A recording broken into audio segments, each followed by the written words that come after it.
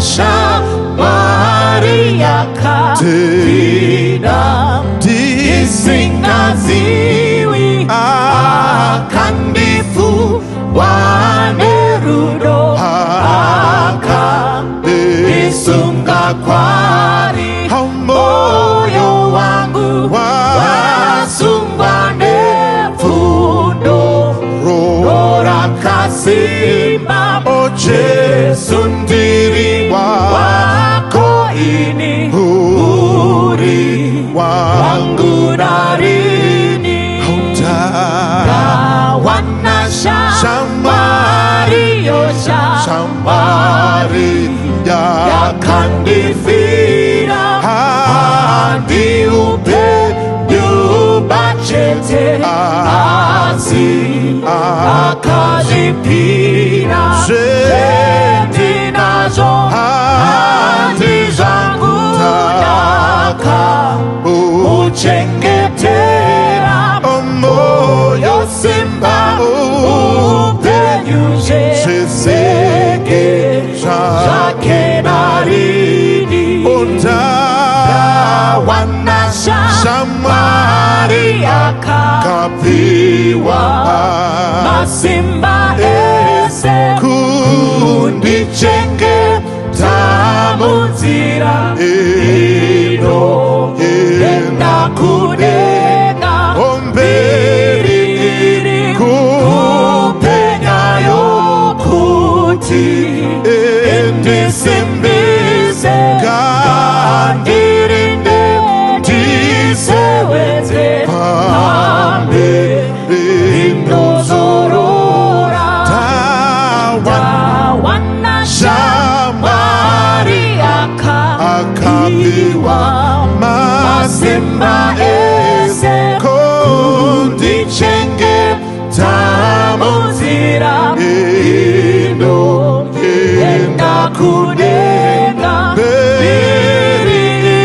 kupenyayo kuti endisimbize kandirinde ndisewenze pambe indozorora kandirinde ndisewenze pambe indozorora kandirinde ndisewenze pambe indozorora kandirinde ndisewenze pambe indozorora kandirinde ndisewenze pambe indozorora kandirinde ndisewenze pambe indozorora.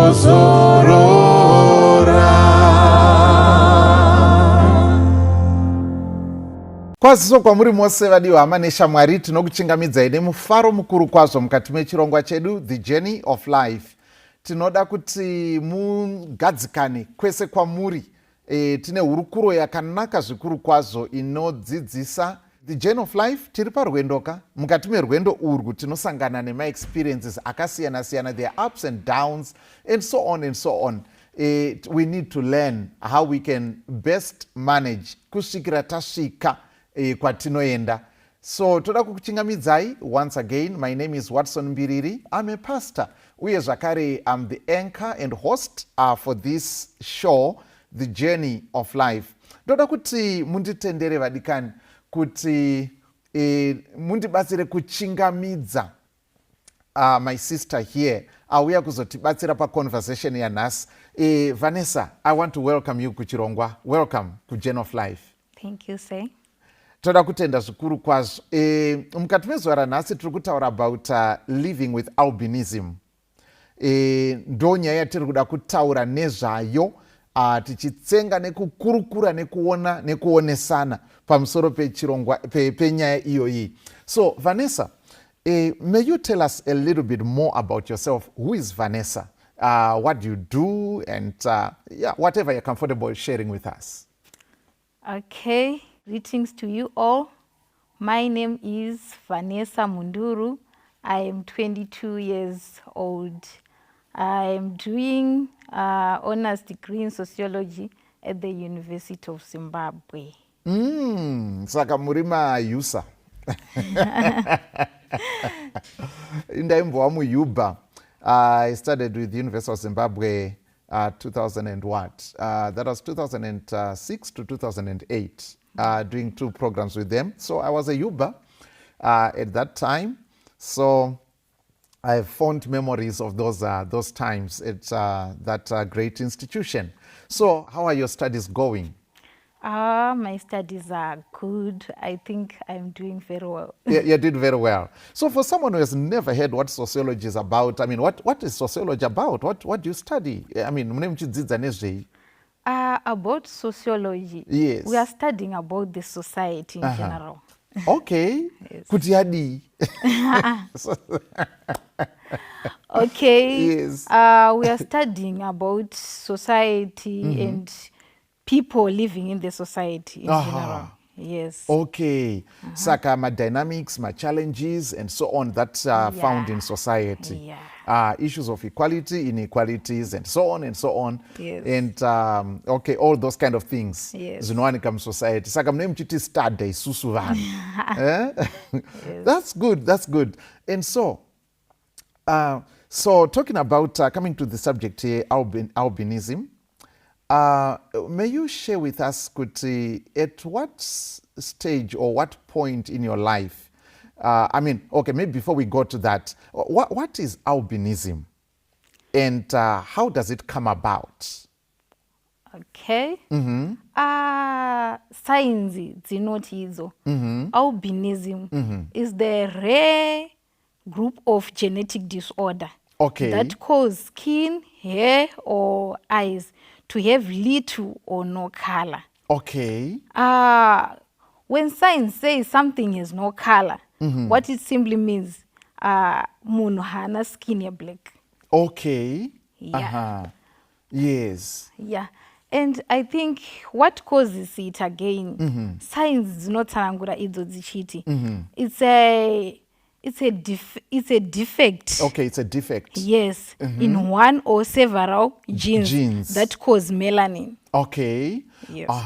Saka pama genes anoita kuti pawe neproduction yemelanin. Yes. Pakaitika fault, pakakanganisika. Yes. Zvinogona kuresulta in one form of albinism or another. Yes. Okay. Yes. And so I while preparing for this, I realized kuti zvinoitika in just about all people groups. Yes, I think everyone has a probability maybe to have a defect in one or several genes. Again, these things, maybe if both parents have a defect in what? In those genes. In those genes. Yes. Yes. The child to be born is most probably to become an albino. Yes, saka pana pakutaurwa genetics zana Mendel manje anditi ndizvo zviya zvekuti magenes ka pane anenge ari dominant mamwe ari recessive. Yes. Saka let's say kana kuti vanhu 2 vakawanana vese vaine let's say ma dominant genes ekuti melanin inoproducwa pasina a recessive defect iyaya inonokanganisa kunogadzirwa melanin zvinoreva kuti hapana dambudziko, asi kana pakasangana pekuti baba namai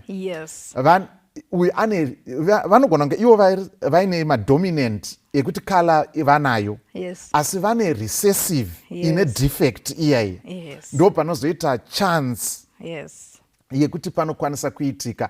And takaona formula yaitsanangurwa pachinzi it's 1-to-1, meaning kuti let's say pakaita vana 4, one wacho anogona kunge asitorina the recessive gene iyoyo, and then 2 vanogona kunga vari macarriers, asi saka that means vanayo iri recessive, asi kala vanayo, then 1 ndiye anokwanisa kuzova the recessive gene inozova dominant kwaari. Yeah. Is the phenotype, I think. Yeah, yeah. Yes, okay. So yeah, it was quite interesting, learning about it and really coming to appreciate what exactly goes on. Yeah. Okay. So so this happens even in different animals, I mean, and even among white people, Yeah. Asians, Yes. different, I mean, people groups. Just like you said, kuti munhu wese anokwanisa kuva ne some genetic defect somewhere,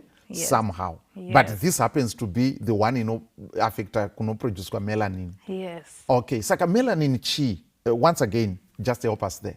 Melanin is an enzyme that produce maybe the outer skin. Okay, the pigmentation. Yeah, the pigmentation. Right. Which gives the color. Which gives the color. Okay, all right, okay. Saka basically albinism kungoti kushomeka kana kuti kushayikwa kwepigmentation iyoyo. Yes. Inoita kuti ganda kana kuti bvudzi nemaziso zvive nekala. Yes. Okay, so thank you so much for that, helping us, with that definition. Nekuda kwekuti in some cases vamwe vanhu vanogona kutouya nemamwe matheories akasiyana-siyana ekuti zvakadai I mean, what are some of the theories maybe that maybe patinenge tisiri kunzwisa genetics dziri kuitika vanhu vanogona kusubstituta voisa something else chekuedza kuexplaina zvavari kuona sekuti hazvina kujairika and so on. What are some of the things that people have said in different societies maybe?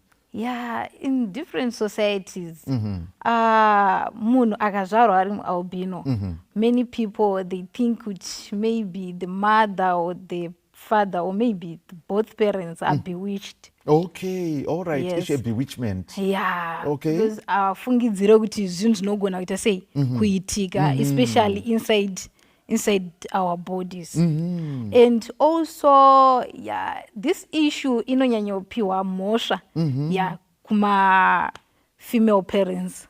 Oh, yeah. Is it so? Yes, kuti amai, yeah, vanoblemewa kunzi amai maybe pane something chamakaita chamusina kuburitsa or maybe chazokonzera kuti mwana abude akadai so. All right. But science dzichaura kuti both parents. Yeah, because thank you so much for mentioning that, Vanessa. Ngatinzwisei hama neshamwari kuti hazvigoneki kuti mubereki mumwe chete sekuti mai vanzi ndivo vakonzeresa situation yakadai. Hazviite, zvinotoitika bedzi kana pasangana marecessive genes aya kubva kuna mai nekuna baba ozoexpressa ari dominant kune one of the children, ndokuti zviitike. Saka tinenge tiri kupa munhu mhosva pasina mhosva, haisi mhosva, zvinhu zvinokwanisa kuitika zviri beyond control yemunhu. Saka I think ngatipabatisise ipapo, zvinokosha kuti tipanzwisise, ndokusaka tiri kuita hurukuro yakaita seinoi. So ndofunga zvimwe zvacho tichazvibata pamberi, but for now, when did you first notice that you were different and how did that happen? Okay. First time that I noticed that I was different from other people, I think I was very young, maybe somewhere 8 to 9 years. Oh, okay. Yeah. Amai vangu vaindiudza kuti mwanangu, when it is hot, handidi kukuona uchitambira muzuva. Okay. It's best for you kuti ugare mumba. You were someone you wanted to join vamwe kutamba panze. Yes, plus ndaishaya the main reason yekunzi ndisaenda panze kunotamba nevavo. Okay. So then one day ndakavatiza and she wasn't aware kuti ndaenda kupi.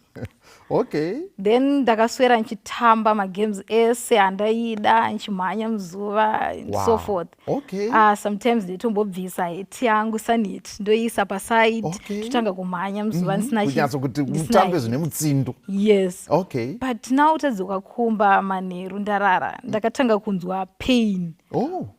Kufesi, maoko, even pachest nemuhoro meso. Okay. So, no, meso makurwadza. Okay. Then makuseni ndanda nema-blisters. Oh, is it so? Yeah. Wow.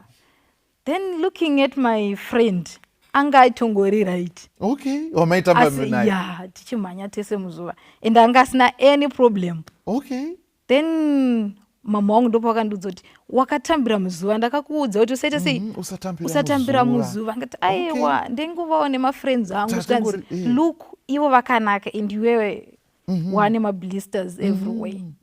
So that's when I realized kuti no, kana mama wachiti ndisatambira muzuva vane something zvavari kureva. And that's when I realized kuti okay, inini nema-friends angu we are totally different.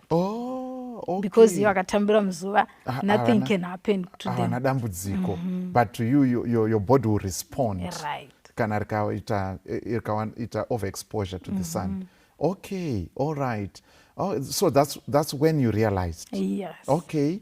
Until that point, you're just interacting with your friends normally and siblings.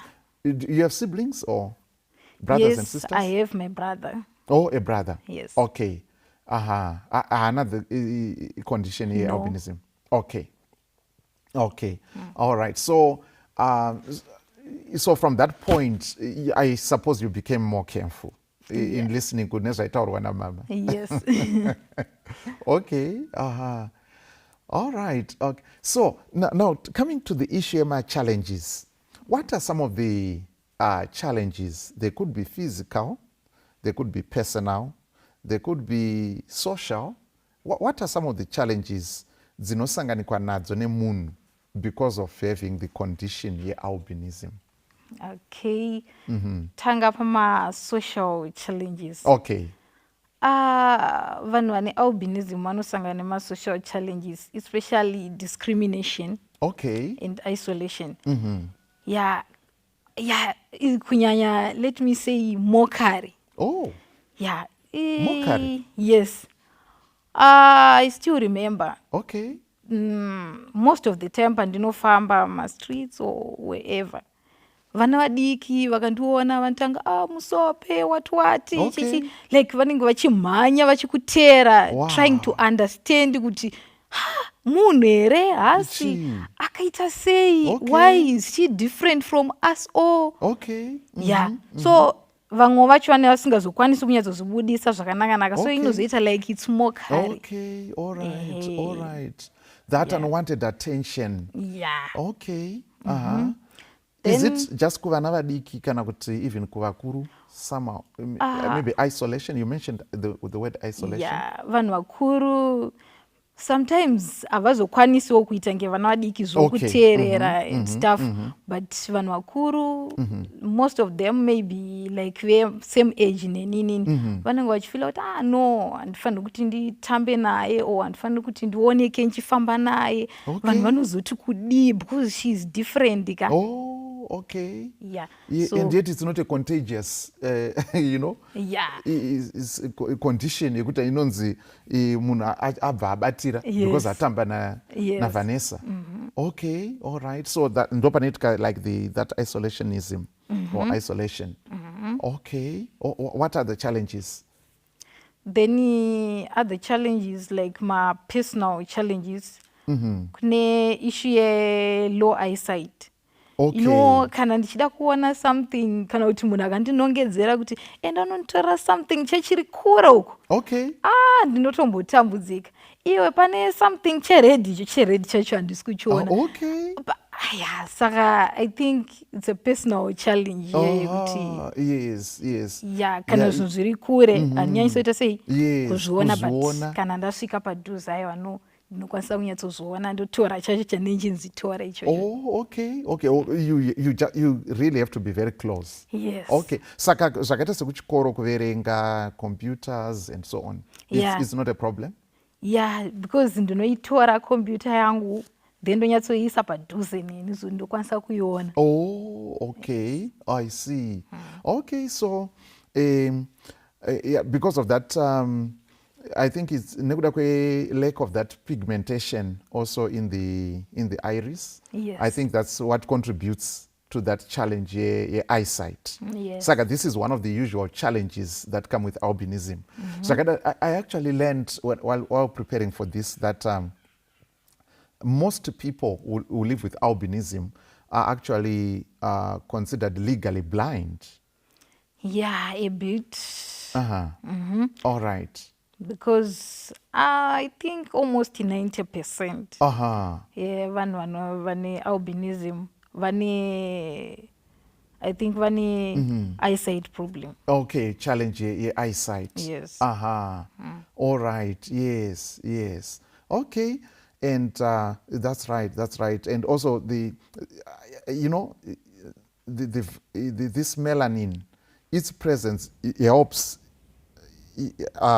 our eye, maziso, even to focus Yes. on just, and the lack of it, inoita kuti focusing inetse for eyesight. Kana wakatarisa an object, focusing. It's all things that, until now, I'd never really given much attention to really learning and studying about the condition. So I really appreciate, what I'm learning now and what I've learned, while preparing for this as well. So, what are some of the challenges? I think there are still some more challenges because, for example, I've learned that, for example, in East Africa, persons, to begin with, Tanzania, I didn't know that it's a country in one of the highest rates of albinism in the world. Okay.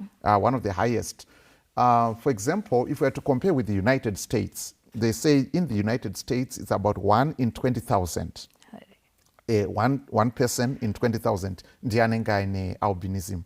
But in Tanzania, I think it gets to maybe to some communities or where it is 1 in 3,000. So that means it's a high rate. But at the same time, there are also lots of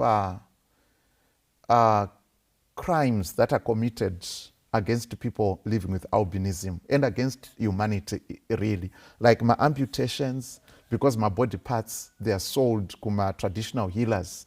Vanodot my business, our budirire and everything like that, and so on and so on. As love potions, vadoti michato yavo isaputsike vanonzoka uya nechanza chemunhu ari kurarama with albinism, then zvinhu zvako zvinobva zvafamba. And so they say that those are sold for thousands of dollars. Yeah, and I was shocked to learn about this, So what are some of the challenges? Do we have things like those in Zim, or maybe these are things that just happen or if we have different challenges, what are they?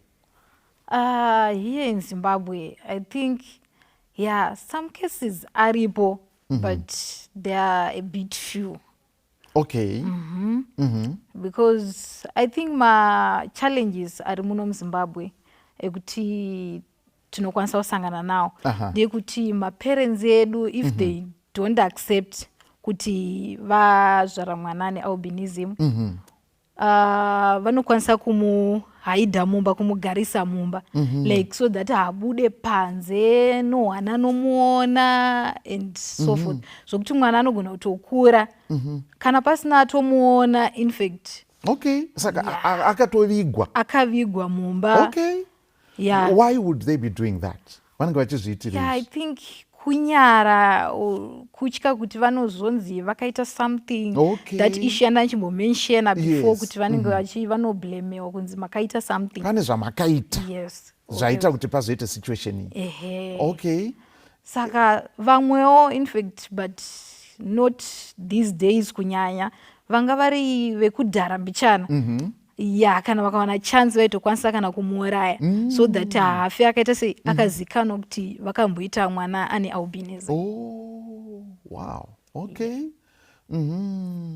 All right. Saka in our society tiri kudzoka zvakare kuti sezviri kutaurwa naVanessa kuti vanhu vanokwanisa kunyara zvakadaro zvokuti mwanaka haatobudiswi kuti aonekwe nekuda kwokuti society haisi kugamuchira pada ivo vari kubva varemerwa nazvo, nekuda kwokuti maybe society interpretation inenge genetics dzinenge dziri shoma musociety umu, nzwisisa genetics une kuri kushoma, so vanokwanisa kuti hapane zvamakaita kana kuti makaroiwa nanhingi, vanhu votopesana mumhuri kuti ndiba mukuru vakaita kuti zvidai and so on and so on.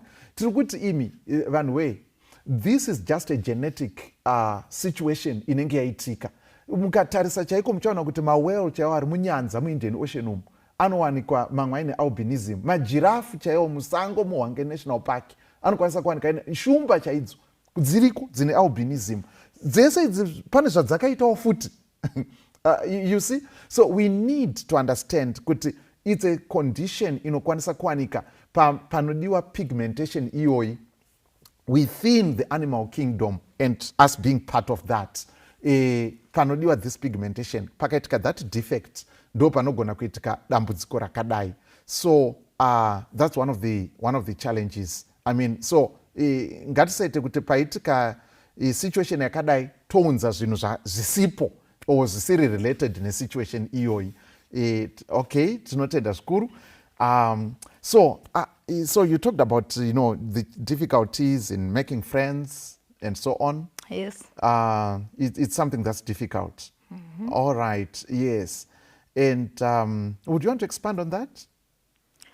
Yeah, then physical, I think from physical challenges.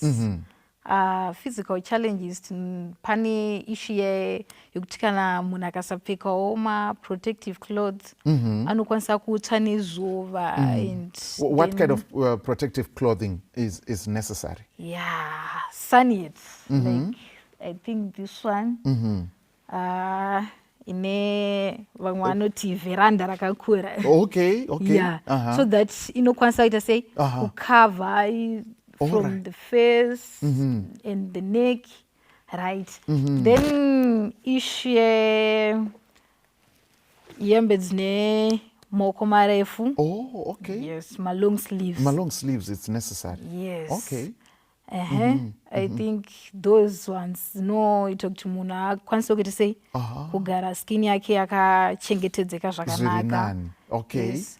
Again pane another issue yekuti kana ukatsva nezuva zvakanyanyisa, ya skin yedu iri izi kuti tiite cancer inokonzereswa nezuva rakanyanyisa.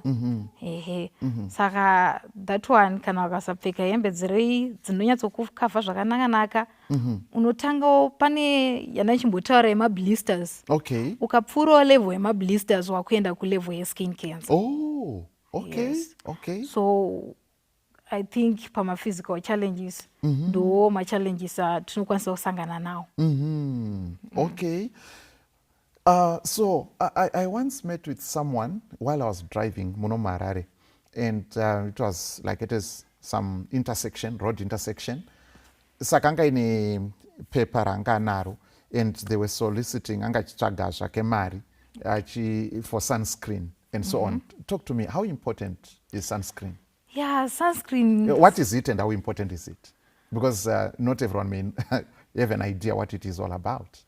Okay. I think sunscreen lotions, it's a mushonga we-skin. Okay. On the other hand, because the sunscreen lotion inotorapa. Maybe especially ukaita kana tomboti tumapundu tumwe tausinganzwisisi, ukatsva nezuva ukaita sei inotorapa. Okay. Saka it's very important kune vanhu vane albinism, and kuishaya kwacho zvinotokonzeresa ma-problems akawanda andachimbotaura na skin cancer and everything. Saka the sunscreen lotion yakanyanyokosha na Nivea, then akawanda. Okay, anoshandiswa. Okay, yeah, because I would see during the time I lived in Asia, many times would go to the beach. The Philippines is just islands, 7,200 islands. So whichever direction you go, you end up at the beach. So and when we would go to the beach, I would see our Asian friends. They would always make sure that the sunscreen vanayo, that the sunscreen lotion. So that because we're going to the beach and so on. And we never thought about that. Just going to enjoy. All we want is to make sure the water is there. Okay. and, and so on. So in other words, it's I think it becomes more important, especially for people with fairer skin, even though they may not present with albinism. Yes, like our light skin tones. It becomes very important because so the melanin by the dark skin batsira to protect against the effects of the sun. Yes. On the all right. So these are some of the challenges that people meet with. How about of course you're still in school, but from what you hear and zvaunongonzwawo and so on, zvine challenge here kana vanhu let's say vachizoenda kumabasa and so on, and kana nachiaplya munhu akazo, then when you show up for an interview not okay, the person ane a condition of albinism, zvine does it, like in the context of Zimbabwe, zvine machallenges here izvozvo kana kuti it's a non-issue? I think zvakudependa one basa raunenge uchida. Okay. Because even the society vamwe vaone knowledge about albinism. So for example, unoapply pabasa rekuti panoswerwa pazuva. Yeah, those people havakwanise kukugamuchira because vanotoziva kuti unenge uchizviexpose kusunlight and unokuvara. Saka kana vachiona kuti situation yakadaro havakwanisawo kutora. But kana ari mabasa ekuti vanonyatsoona kuti maconditions acho ari right, unoswerawo mumvuri and everything, vanokwanisawo kutora. And here in Zimbabwe, I don't think, handifungidzire zvangu kuti pane any effect kana kuti pane any discrimination pertaining kumabasa because une albinism. Chavanotonyanyofarira okunyanyokoshesa kana uine maqualifications ako akakwana, vanotofara in fact, because most of people vane albinism vamwewo because vanozvitarisira pasi, or maybe low self-esteem. Yes, that can be a personal challenge. Okay. Kana kuti maybe issue yekuti ashaya mariwo zvakanyanyisa, maybe anotadza kuita sei, anogona ke kutadza kuenda kuchikoro. Saka vakaona the 1 in a million vanotofara. Ende vanotofarira kuemployer, especially kana uri munhu ane self-esteem yako, munhu ane maqualifications ako, unonyatsogona kuita basa rako zvakanaka, vanokuemployer here in Zimbabwe. No, that's good. I think zvinhu zvakanaka, and we just want to say thumbs up Zimbabwe.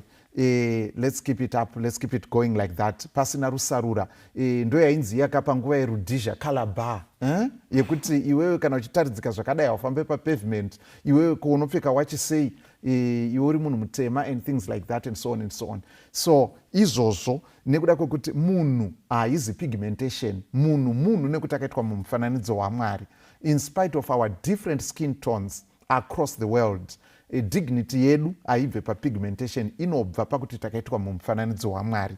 That's where our dignity comes from. But I want to take you a little bit back. Kuti you mentioned, Vanessa, about low self-esteem. Chii chine chamboita kuti munhu azoite low self-esteem kana ine albinism?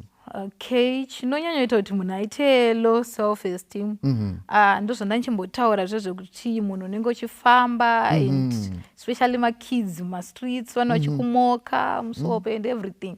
Saka mumwe munhu zvinonyatsomubata zvekuti anoona kuti so ini I don't have to move around, saka ini I don't have to participate, saka ini I don't have to talk nevanhu zvakanyanyisa. Saka izvozvo zvinomudzorera kumashure, maybe anogona kutongozvi-isolata iye ega, pasina ari kutombomu-isolata. Akuti akasvikawo pane group revanhu, iye anongozvibvisa, unomira kwake ega. Ndo zvinowanzoita kuti munhu aite low self-esteem. Zvokuti even vanhu vanotozodzamarawo kutongoti no uyu hataure nevanhu, aiwa no uyu musiyei, because iye pachake chaiko chaiko akabvunzwa even question anoramba akanyarara, maybe she just nod head, kana haana confidence. Saka it doesn't help their situation, it makes it worse. It makes it worse.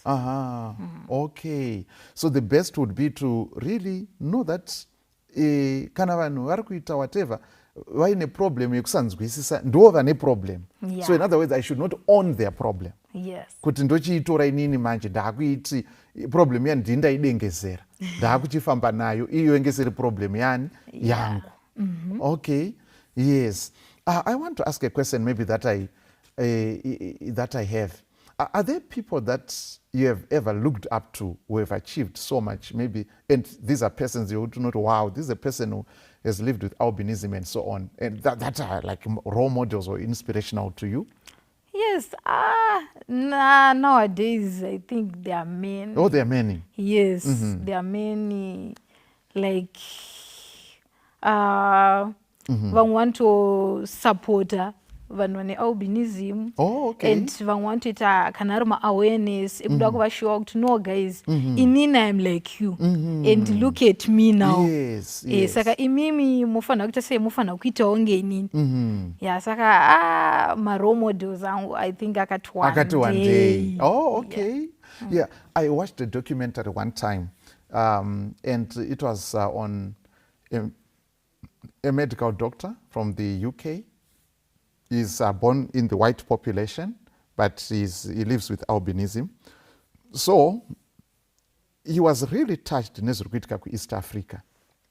And he actually traveled to Tanzania to really reach out to these people and try to talk to people and also to help, especially in the eye hospital there and everything like that and so on, for persons living with albinism and so on. So I really say, I mean, and you will see the glow in the faces of these boys and girls living with albinism, to see that this man has come all the way to see us, to support us, to encourage us, and to know that we can be like him and contribute to society, you know, and so on. Okay, I said, wow, that's quite something. That's quite inspirational. And so, what are some of the things that you wish people would know about people living with albinism? Maybe it could be my misconceptions at Tina or misunderstandings and so on. There could be a repetition of some of the things that we already said, but no harm. Please tell us, what are some of the things maybe you are burdened, I wish people would know this?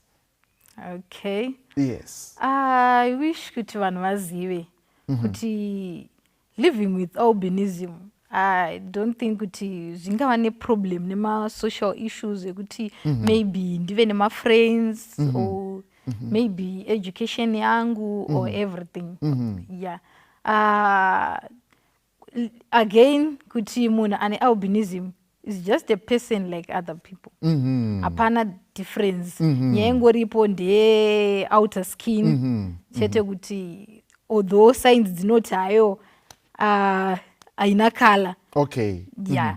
But still the color is there. Now we have to just accept and appreciate kuti maybe tinogona kutongozviti black and white Zimbabweans. Okay. Yes. Tingozitora that way. I think zvinogona kuva easy kuvanhu.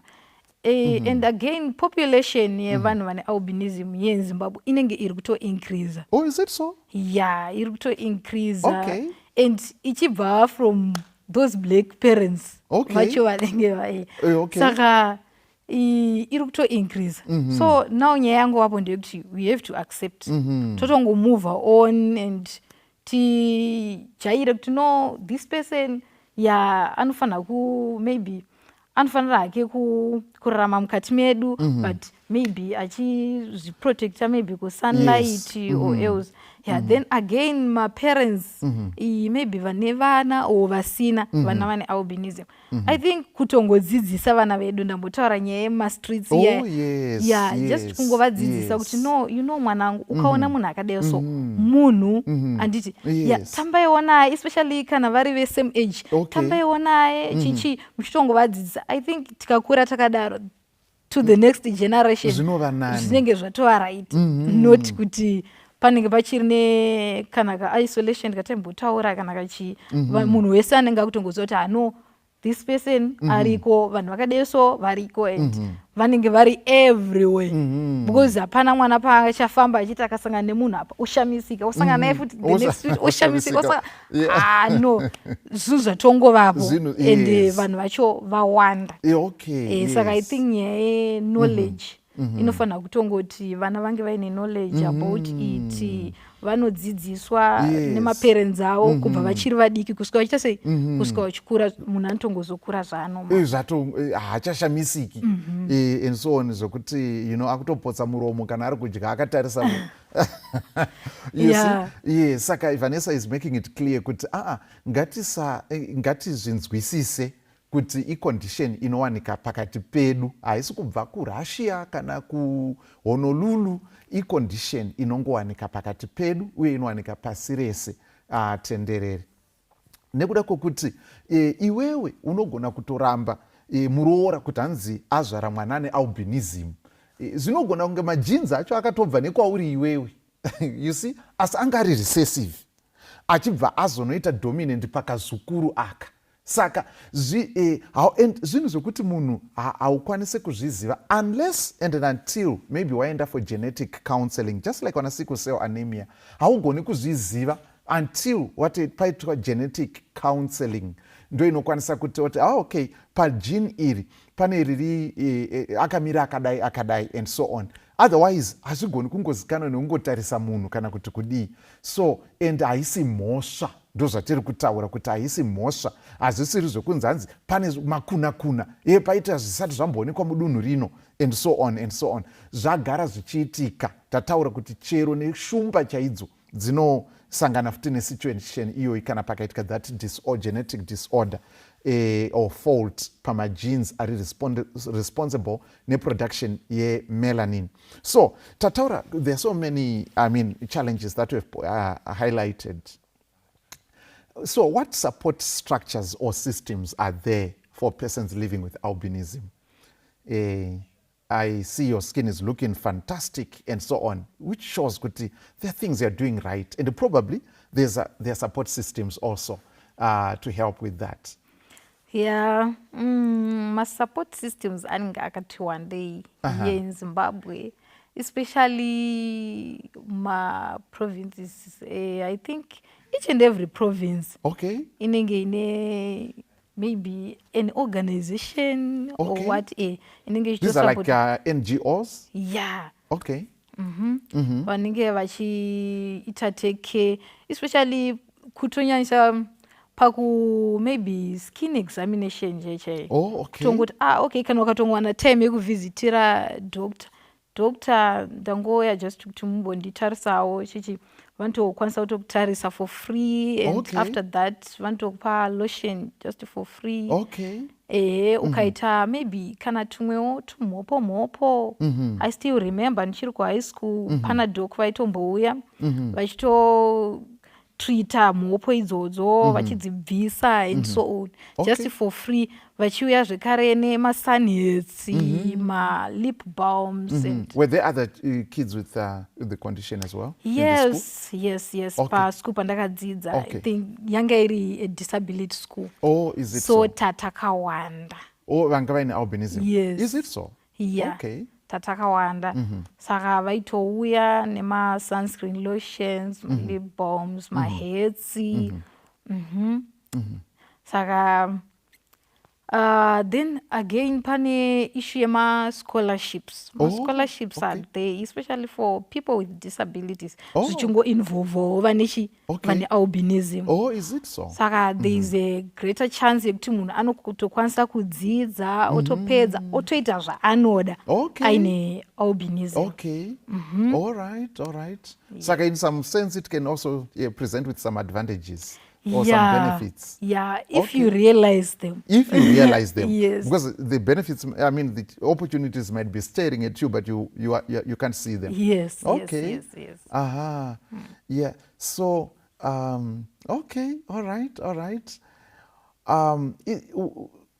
Any other support systems, structures? Is the support which is there currently, is it adequate? Yeah. Or what do you think would need to be done differently or to be enhanced? I think the support yandiri kuona inenge iri kuleka in this year in 20 in fact this year pane ma-issues akawanda evanhu vane albinism vakashaya ne-skin cancer. Oh. So what it simply means, kune vakatowanda vakashaya neskin cancer. yes, Okay. and vamwe vacho How vachitori do you get nayo. this news? How do you get this information? This Because I'm completely unaware of it. this information, I think maybe some of them ndendichivaziva. Oh, okay. As I said, kuti ndakadzidza pachikoro panga Oh, paine so you have, I mean, Yeah. a network of friends and yes, so yes, on. yes. Oh. Vamwe vatori nayo cancer right now. Oh. But the treatment yacho inoratidza kuti I don't know, maybe aisati yanyatsovapo Kuva here effective kuti and so on. because munhu anokwanisa kutreatwa zvokuti anongozofa zvake at the end. Okay, saka maybe it's kind of like palliative care. You don't go alleviate the pain. Yes, Asi munhu yes. asingapori. Yes, yes, Okay. yes.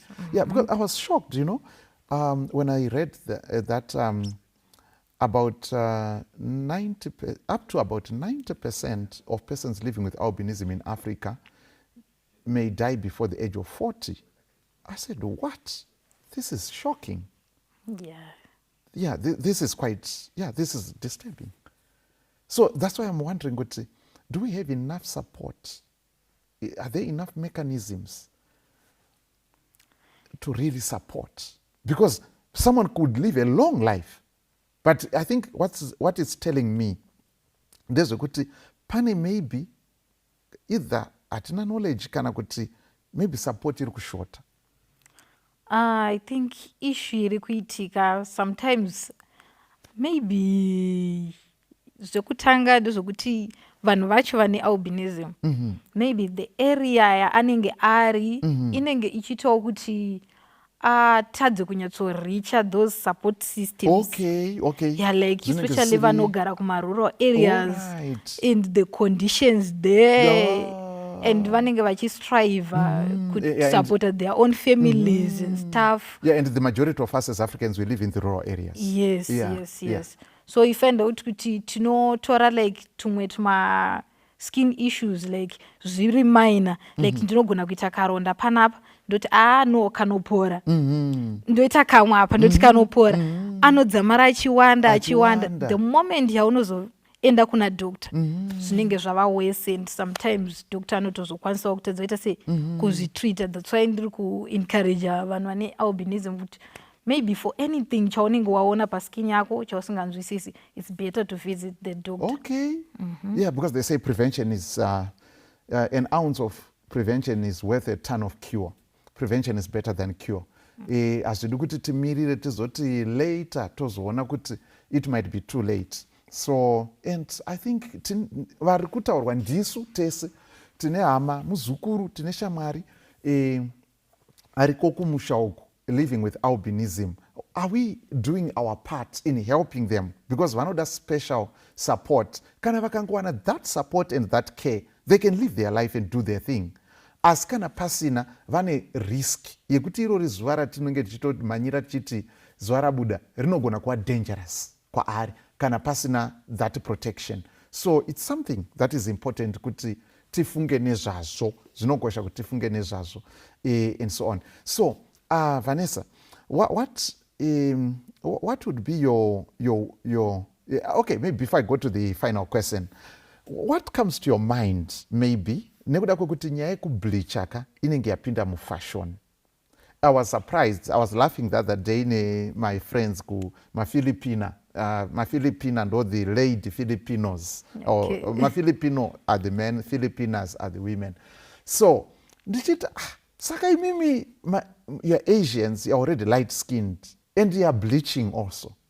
You know, what hope is there for me now? If imimi kana musiri content. But ndimuri kuma university uko and so on and so on. Nyaya yekubleacha yapinda mufashion zvakadaro. What comes to your mind iwewe as a person? Kana uchiona vanhu vari busy nekubleacha. Do you think anything or you don't think anything about it? Okay, I think nyaya skin bleaching inonyanyonzwisisiwa zvayo maybe an individual ari kuzviita.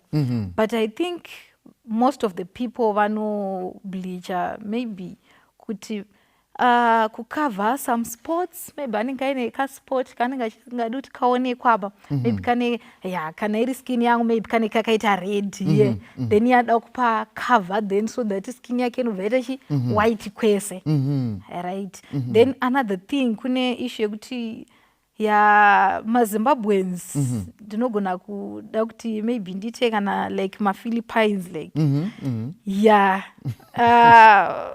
kana kuti as for me ndinowanzofarira zvangu maKoreans. Okay. Tsiye dzavo saka sometimes ndinozoita sei ndinozoisa ma-eyeline what Okay. then their lips anenge ari pink ndinogona kumafarira so that ndingozvipresentawo like kamukorean. Yes. Okay. All right. Saka ndinongofungidzira kuti nyaya yeskin bleaching is all about kumaintaina the beauty. Okay, kumaintain a beauty. Yes. Okay, all right, that's interesting. I think it's a very big subject. So thank you so much. And you know, one of the things that Koreans really like about Africans is the eyes, you know, because you know, too, and so on. Very interesting. We used to chat with some of them, friends, and so on. It's very interesting. Okay, so sakanyaye kuti is there any challenge or what's the situation like? You know, you talk to friends, you know, my ladies and so on and so on. Like everybody else, you look forward to chata and so on, getting married and so on.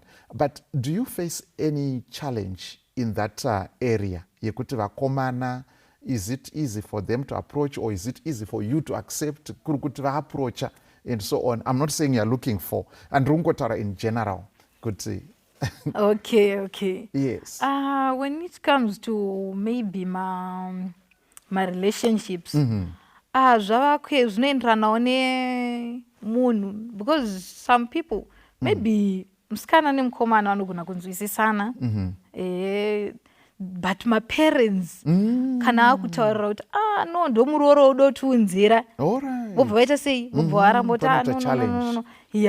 But ava two vanoita sei vawirirana vatonzwisisana right. Saka on that issue maybe inenge iri kumaparents or even boys or girls anokwanisa kuti handikwanisi kuchuza musikana ane albinism, musikana kuti handikwanisi kuchuza mukomana nechi ane albinism. But ndikada kutarisawo futi mararamiro atiri kuita varipo vamwe vakatochata mukomana ane black skin, musikana ane white skin. Some people vanotongozviaccepta zvakadaro. Some people vanotongozviaccepta zvakadaro. Yes, and maparents achitofara mukwasha wedu, muroora wedu, just like zvichito end life. Yes. I mean, ngatingozvinzwisisa kuti sezvinoitwa nevamwe varungu kuti vanogona kusanzwa wakasununguka nemunhu mutema kuti hatingaunzirwe mukwasha munhu mutema, kana kuti muroora munhu mutema, kana kuti haangapindi basa pakambani pedu and so on. It's not a sin kuva nemelanin kana kuishayiwa kana kuva neshoma. Hazvisiri izvo zvinoumba munhu. Unhu itsika, ndo chinonzi munhu. Saka ngatizvitorei zvakadaro. Pafunge iwewe kuti uri kunyenyeredzwa nekuda kweganda rako, you know, sekunge zvinonzi it's a crime, it's a criminal offense, hachizi chitadzo kunyange pamberi paMwari. So tinotenda kuti ipapo tamboedza kuti tipabate. So maybe pekupedzisira, Vanessa, nguva yedu ndo yaita shanje, otherwise I'm enjoying the conversation. So what would you want to say as you're a sociologist, chitarisana nesociety pa mukamera umu, kuti uchitaure nesociety kuti your words of wisdom wakatarisana nesu, vamwe tine albinism, vamwe hatina, vamwe tinongori nema-recessive genes asi hatitozvizivi kuti pane kwaachazomanifesta, you see, and so on. So may you talk to us your parting words, and maybe also before you that, what keeps you strong, what keeps you focused for you to achieve all this academically and so on? And I can see that you're a person who's really doing what they're doing. What keeps you strong? What keeps me strong is maybe the passion in the dreams Okay. that I have. Especially kuda kuratidzira to the world kuti when it comes to albinism, it's just the skin. Otherwise, I can do many things. Zvichitoita sei zvichitoendeka. And also chinoita futi ndirambe ndichiita mastudies angu and everything. Ndoda kuzodzoka kune vanin'ina vangu nehanzvadzi dzangu kuvaratidzira kuti onaika imimi you can be like me. Wow. Yeah, munotokwanisa kukura, munotokwanisa kudzidza, mugotokwanisa kuva vanhu vanotoacceptika musociety, because society ukava someone anoratidzika, maybe especially ukava munhu ari educated and so forth. Vanhu vanokwanisa kukugamuchira sezvauri and especially the word rekukuyemura. So look at Vanessa. Look at Vanessa. Izvozvo. Okay. Saka zvinoita kuti ndirambe ndichasei ndichienderera mberi striving to achieve my dreams.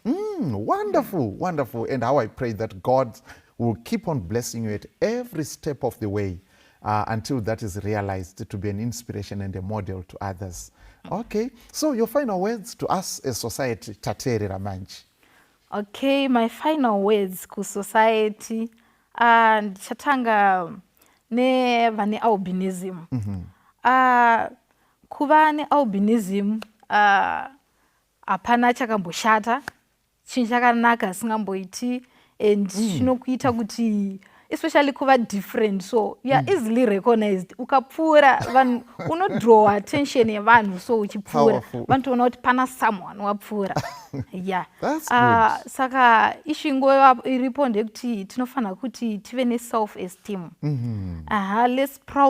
Let's become proud of ourselves. So and ngatifarei kuva vanhu vakadzidza, ngatifarei kusimukira, ngatifarei again kusocialize nevanhu isusu pachedu, because some people vanhu vachitoshaya kuti vokutanga sei kana kuti vokutaudza seiwo. Saka iwe ukava munhu ari friendly kunyanya, vanhu vanonyanyova free kuuya kwauri, trying to understand kuti why uri zvauri izvi and how do you feel about it. Saka iwe ukavapo maviews avo, munokwanisa kutorarama mese zvakanaka. Again, kune vasina albinism, either maparents or vana, I think tinofanira kuti tidzidze more about albinism and tikwanise kuaccepta, so kuti no, these are just human beings kunge isusu, and tinofanira kuti tinyatsofara navo, so kungovaisawo mugroup redu, kana vari vana vadiki tambai mixture, mingle and mix. Inongonakidza, so muchitamba muchifara, and our parents kana muine vana vane albinism, let's support them. Vane vanawo vasina, try to educate your kids kuti no, ona hapana chimbori different. Pane issue yekuti mukada kutozvitarisa muno muZimbabwe kune vanhu vane skinny light albinism, then kune vai vanonzi mayellow bone vari close to albinism, kwozoitawo vamwe vane chocolate skin, then kwozoita vamwe vane dark skin. Saka tikagona kungoziva kuti tine 4 different colors here in Zimbabwe, I think zvinogona kungotibatsira, then tokwanisa kuti tasei kurarama zvakanaka without any myth or any stereotypes dzinenge dzichitaurwa about albinism.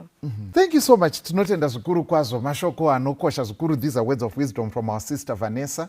Jesu anotaura kuti idawo kwako sekuzvida kwaunoita iwewe. Saka zvinoreva kuti kana uri kurarama uine albinism, accept yourself, love yourself. It becomes easy to interact with other persons. But if you reject yourself, it will be difficult for you to embrace others, and in return for them to also understand what's going on.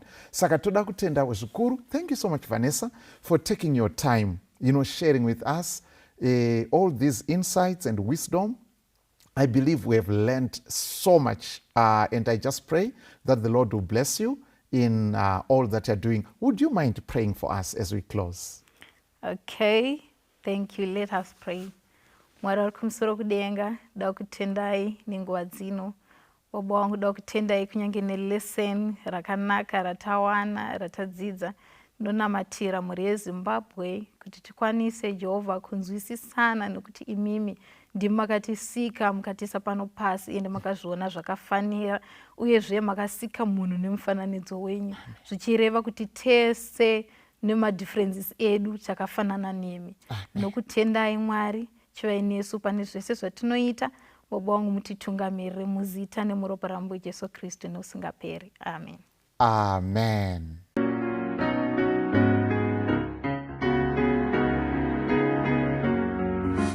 Kristo mukatenzi yakutuma enonemu nondo mumaoko endasangana nemuyedzishinga biro sekamba utarise mandu iwakamba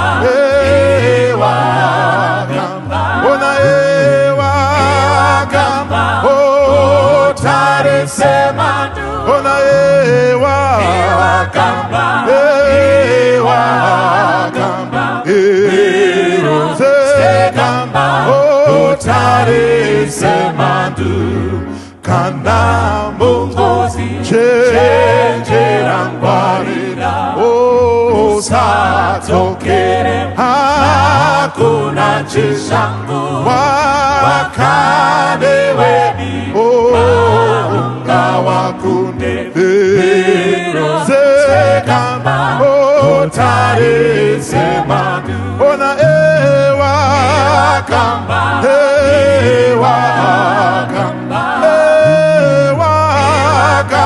otare semandu ewa kamba sekamba otare semandu basaratenzi zewera nesimba renda unise orekomago kwaanokotu nakasika mero sekamba otare semandu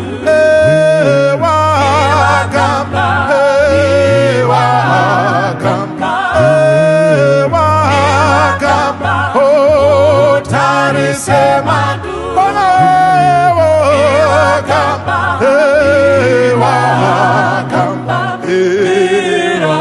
sekamba otare semandu enda osashe tenzi ari pesko ano patsisi lekukunyaradza rodo rwakese karwezimbukwenga sekamba otare semandu ona ewa kamba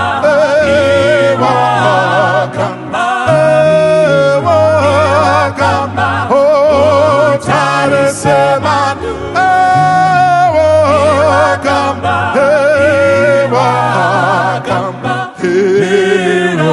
sekamba otare semandu